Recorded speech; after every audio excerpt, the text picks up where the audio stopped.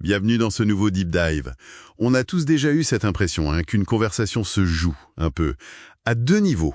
Il y a ce que les gens disent et puis il y a ce qu'ils veulent vraiment dire. Oui, Aujourd'hui, on va se plonger dans vos sources pour essayer de décoder cet art du non-dit. c'est un voyage fascinant au cœur de la psychologie sociale. Chaque interaction, en fait, elle crée ce qu'on appelle un climat. Et notre capacité à naviguer là-dedans, ça repose sur la théorie de l'esprit. C'est-à-dire, C'est notre aptitude quasi instinctive à deviner les intentions des autres.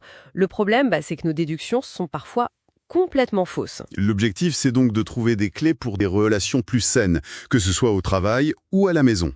Alors, si on commençait par le bureau, ce terrain parfois un peu miné. Allons-y. Il y a une expression qui m'a vraiment interpellé dans les sources, le fameux sauf erreur de ma part. Ah, le classique. Alors, en surface, ça a l'air prudent. Mais les analyses, elles montrent que c'est souvent une forme de communication passive-agressive. D'accord. L'intention, c'est pas vraiment de vérifier un fait, c'est plutôt de pointer l'erreur de quelqu'un sans en prendre la responsabilité. C'est une façon de dire « tu as tort » en se cachant derrière une fausse modestie, quoi.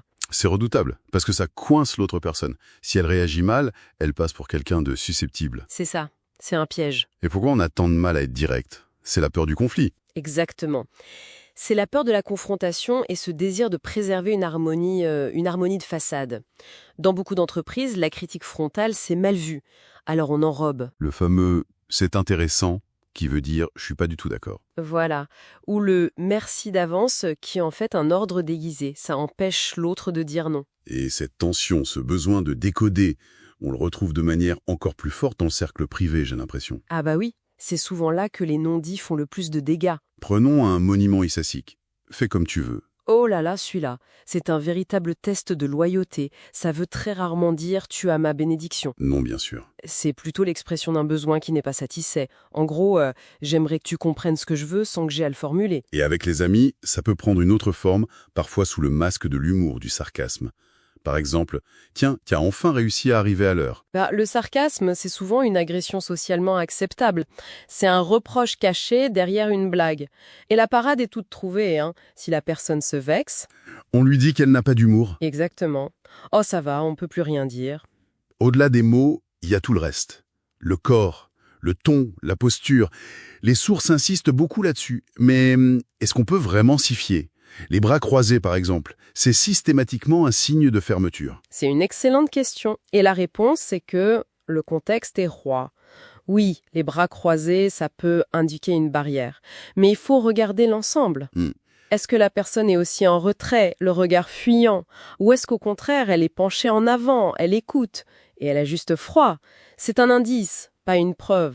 Il faut voir ça comme un faisceau d'indices. D'accord, donc face à toute cette complexité, une des sources propose un outil qui m'a paru presque trop simple. La méthode OSBD. Observation, sentiment, besoin, demande. C'est un outil de communication non violente qui est extrêmement puissant. L'idée, c'est de remplacer le jugement, l'accusation, par l'observation factuelle. Au lieu de dire « tu es toujours en retard », Voilà ce qui est accusateur. je tente l'exemple donné. J'observe que tu es arrivé avec 20 minutes de retard, O. Je me sens frustré, S, car j'ai besoin que mon temps soit respecté, B. Pourrais-tu me prévenir par message la prochaine fois, D. La différence est énorme. Carrément. Mais ça semble très efficace sur le papier. Comment on fait dans le feu de l'action? C'est tout le défi.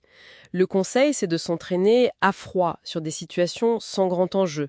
Au début, ça peut sembler un peu artificiel, joue la corde, mais petit à petit, ça devient un réflexe. Le but, c'est pas de réciter une formule, mais d'intégrer la philosophie, parler de soi, je ressens, plutôt que d'accuser l'autre. Tu es. Donc le but, ce n'est pas de devenir paranoïaque et de tout suranalyser, Non, surtout pas. mais bien d'avoir les outils pour transformer une situation ambiguë en un dialogue qui soit constructif en fait, pour bâtir des relations plus authentiques. Précisément, comme le résume un des articles, mettre des mots sur les mots, c'est un acte libérateur. Ça peut briser des schémas qui sont parfois toxiques. Et ça nous laisse peut-être avec une question à méditer. Quelle est la conversation, peut-être difficile mais nécessaire, qui attend d'être eue et qui pourrait transformer une de nos relations importantes?